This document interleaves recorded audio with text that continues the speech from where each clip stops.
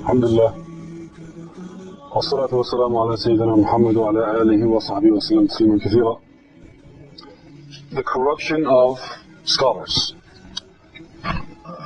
إن من أشراط الساعة ثلاثا إحداهن أن يلتمس العلم عند الأصاغر. Abdullah ibn Mubarak is narrating that one of the signs of the Day of Judgment is that knowledge will be sought from al-asagir. Al-asagir means the small ones.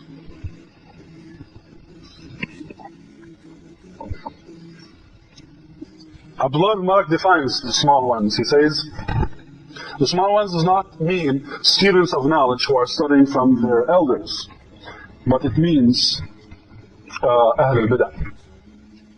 The ones who are following bid'ah, and the ones who are following their desires, and the ones who are using shari'ah for their own interests. So it doesn't mean that all of the ulama will be corrupt. No, that will not happen in this ummah.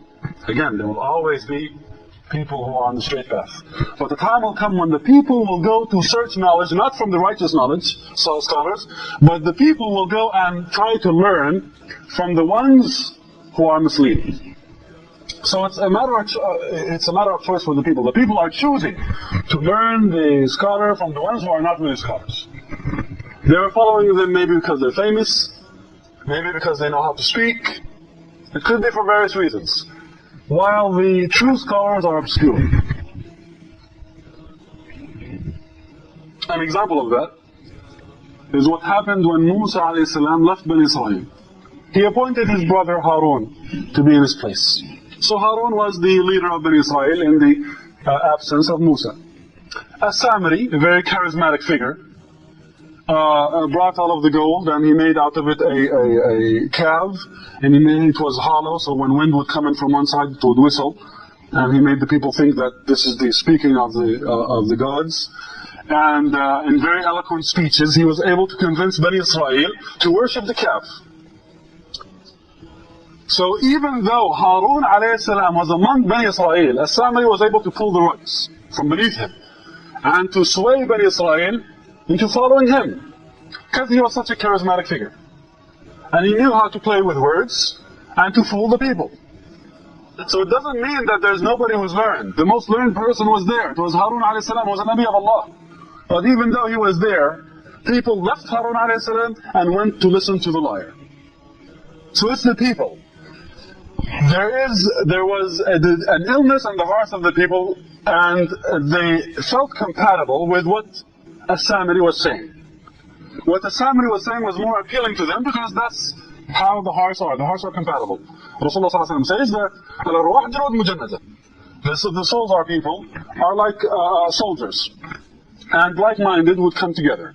So birds of the similar flock, what is the saying? Yeah. No, birds of the same feather would flock together.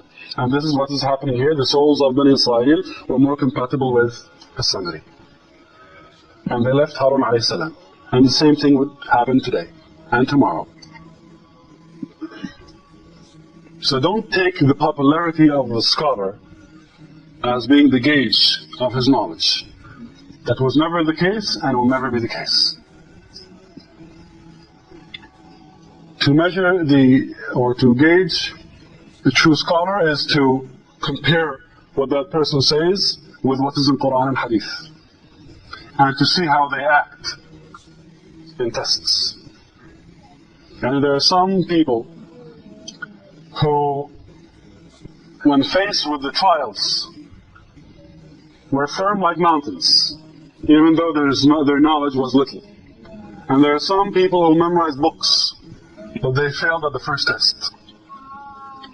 Imam Ahmad ibn Hanbal, he wasn't the only scholar in his time. There were many scholars. That was the golden age of scholarship in Islam. But how come we remember Imam Ahmad ibn Hanbal and we forgot many of the others?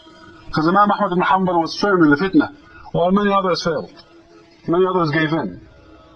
How come we remember Al-Izz bin Abd al-Salam out of all of the many scholars that lived in his time? How come we remember Ibn Taymiyyah, while there are many scholars living in his era?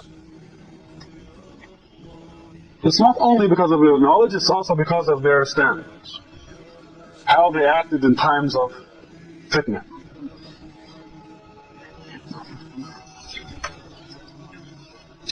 You spoke about the scholars. Is it a sign of the end of time that there is so much suspicion of them and that people around the world feel abandoned by them?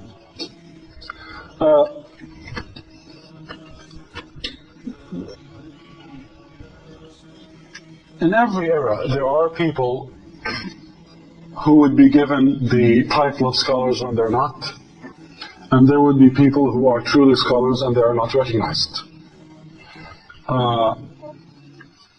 And sometimes you would have a person with very little knowledge, but they have this sixth sense of knowing the truth, knowing al-haq. And they feel that something is wrong with the scholar, but I can't really know what it is, but there's a feeling that there's something wrong going on. Allah subhanahu wa ta'ala has given us two things. If you follow them, you will never go astray. And that is the Quran and Hadith of Rasulullah sallallahu alaihi wasallam. And that will be the yardstick which you measure everything with. If a certain scholar is abiding by Quran and Hadith, that's a good sign. If not, then it's better to stay away and avoid such a scholar. Islam has not told us to blind follow anyone. Yes, we do respect scholars, but that respect does not mean that we shut up our minds and just follow blindly whatever is said and done. You will stand in front of Allah alone.